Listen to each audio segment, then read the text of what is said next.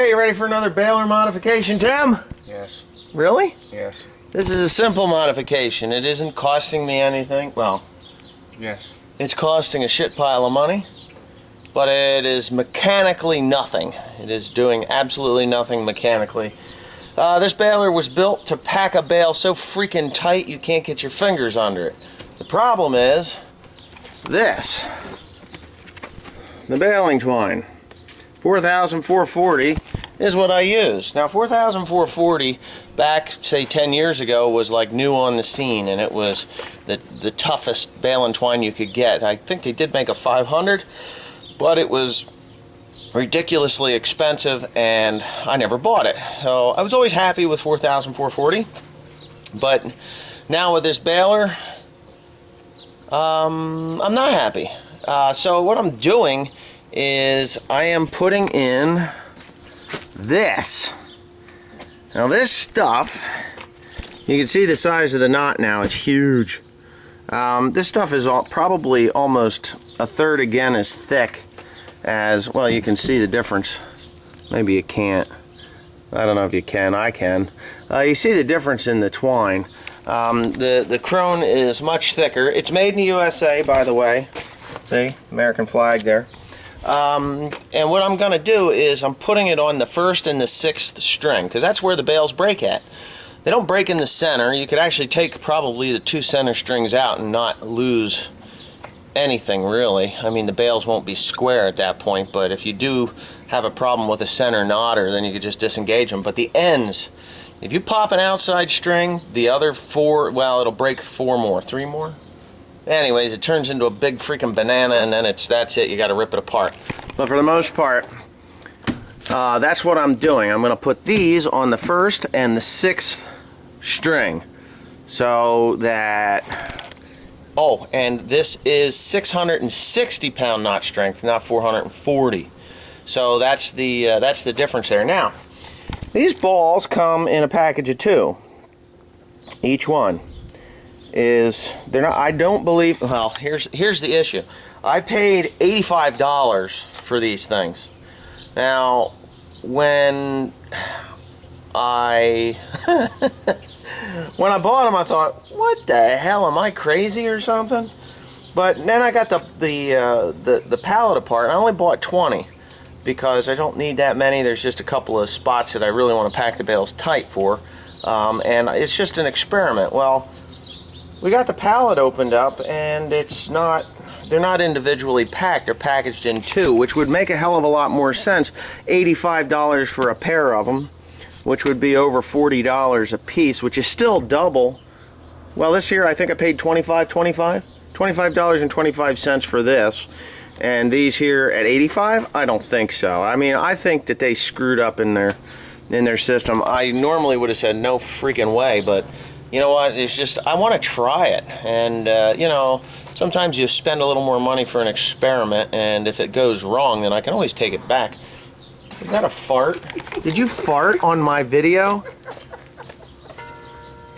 What the hell is wrong with that kid?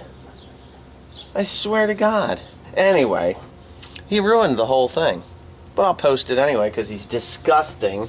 Anyway, we all fart, but anyways, yeah, if it's $85 for a ball, then I overpaid. If it's $85 for the pair, then they owe me about $800. So anyway, yeah, I'm going to put them in here, and then you'll see this thing in action yet today on this video, and we're really going to crank the pressure up and see what we can come up with.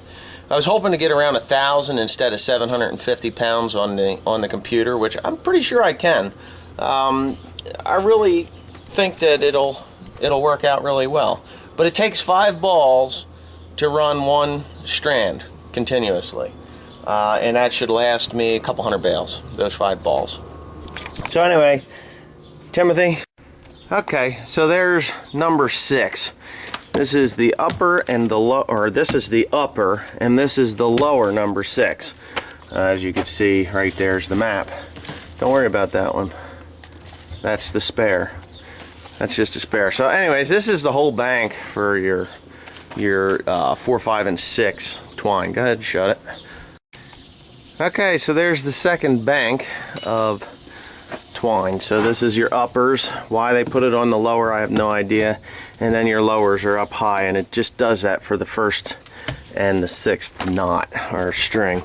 The rest, there is a spare ball of twine in here someplace.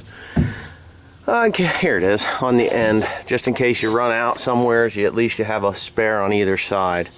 And it does pay to check. I mean, you can go probably 2 days of baling without even worrying about it, but you know, not 2 days of baling. Can you go 2 days of baling? I think so.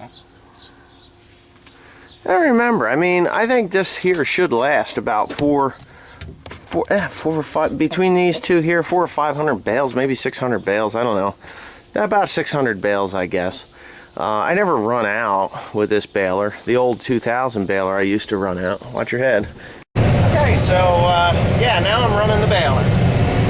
That baling twine, I'm running it at density. I guess the pressure is rather low right now because I'm doing the outside rounds and it's rather wet.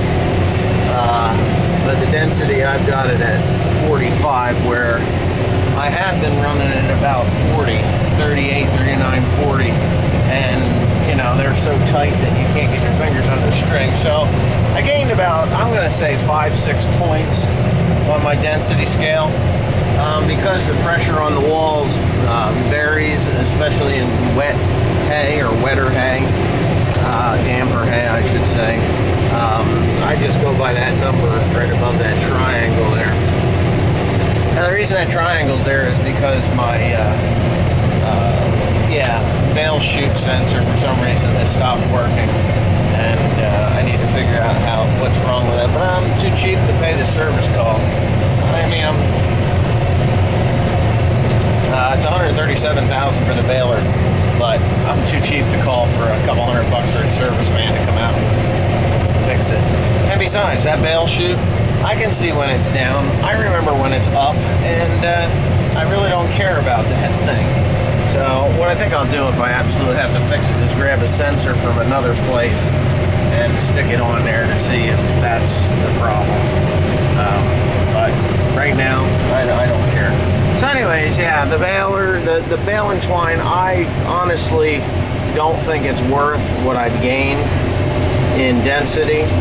So I'm gonna say save your money when it comes to the heavy extreme baling twine, because it's too expensive.